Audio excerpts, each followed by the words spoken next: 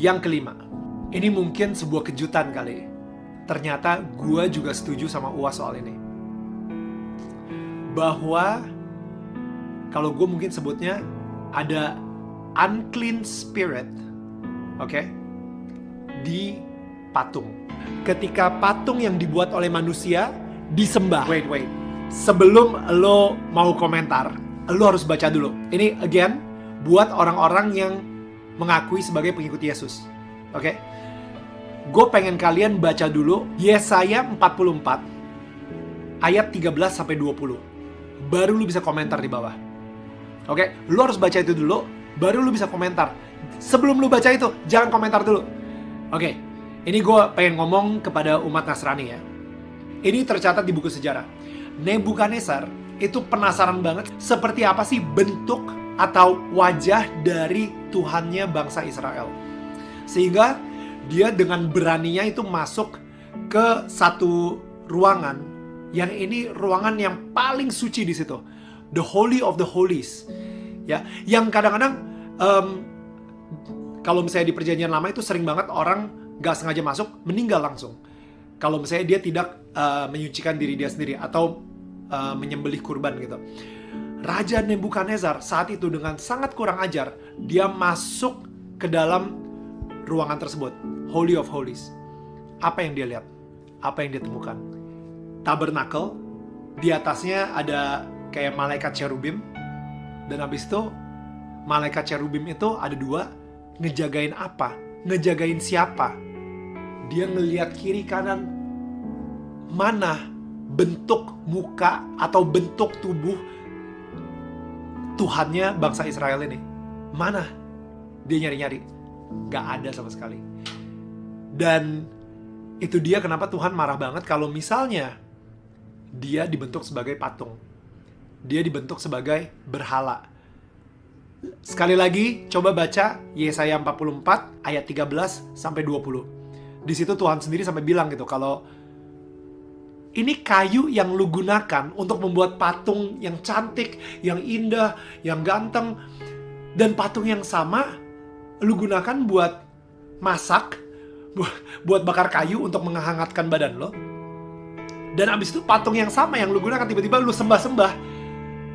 Itu bodoh. Again, bukan gue yang ngomong. Yesaya 44 ayat 13-20. Right? Jadi di situ gue setuju kalau misalnya ada unclean spirit di patung. Oke? Itu dia 5 hal yang gue setuju dengan UAS di pembicaraan kita. Postingan Daniel Mananta tentunya tidak boleh dilakukan oleh umat beragama. Karena apa? Karena membawa-bawa ayat itu bahaya sekali. Kenapa saya mereaction hal tersebut sehingga mengucapkan selamat sama dia? Sebenarnya itu untuk hiburan juga. Toh semua orang juga menginginkan dia seperti itu kan? Sehingga dia berbicara ayat-ayat tersebut dan membenarkan salah satu ulama. Ya kita lihat aja. Maksudnya namanya orang sudah ikut pengajian, orang sudah seperti itu ya, sudah apalagi sudah mengupas ayat gitu kan, nggak mungkin lah nggak mau masuk. Jadi saya tidak mau kecolongan start, saya ucapkan duluan. Sebenarnya itu bukan penyebaran berita hoax, tapi itu saya ingin menjadi yang dulu mengucapkan hal tersebut. Oh, berarti berita pastinya benar atau nggak Daniel Mananta mualaf, Kak Zaza sendiri belum tahu ya? Kalau dari judul yang beredar, ada yang bilang iya dan ada yang bilang belum ya. Jadi kalau mau lebih lanjut silakan tanyakan ke Daniel. Berarti nggak dari Kak Zaza Bella sendiri memang belum tahu kalau misalnya Kak Daniel sendiri sudah pindah agama atau seperti apa, itu memang belum tahu ya? Menurut pengakuannya belum. Tapi menurut kacamata saya seperti orang sudah mualaf. Apa yang bikin Kak Zaza yakin bahwa Kak Daniel sendiri udah jadi seorang mualaf? Ya orang berani ngupas ayat dan membenarkan agama lain gitu, menurut saya sesimpel itu sih. Udah Mbak, makasih Dan ya. Kakak juga berpesan jangan sampai menjelek-jelekan, kalaupun memang menjadi mualaf, jangan sampai menjelek-jelekan agama-agama yang lain, karena kita ini menjunjung tinggi Bhinneka Tunggal Ika, di mana teman-teman dia yang di agama saya sebelumnya, misalnya dia masuk, itu pasti merasa sakit hati dengan statementnya tersebut begitu. Dan juga bukan cuma itu ya, saya yang bukan Nasrani, saya juga tersinggung karena dia bukan hanya menyebut salib, tapi patung. Begitu. Patung yang unclean spirit. Gitu aja ya Mbak ya. Tapi Kakak dengan dia menyebut seperti itu akan membawa kerana hukum masih nantinya?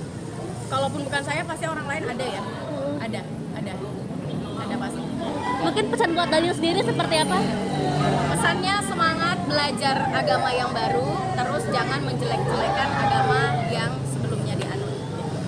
Emang maksudnya Kak Zazabera merasa ada sesuatu yang bikin Kak Daniel menjelek-jelekan itu? Menurut saya itu menjelek-jelekan ketika berkata unclean spirit. Nanti dicek aja videonya. Unclear spirit. Unclean spirit, artinya ada roh jahat di dalam patung gitu. Oke. Makasih. Makasih.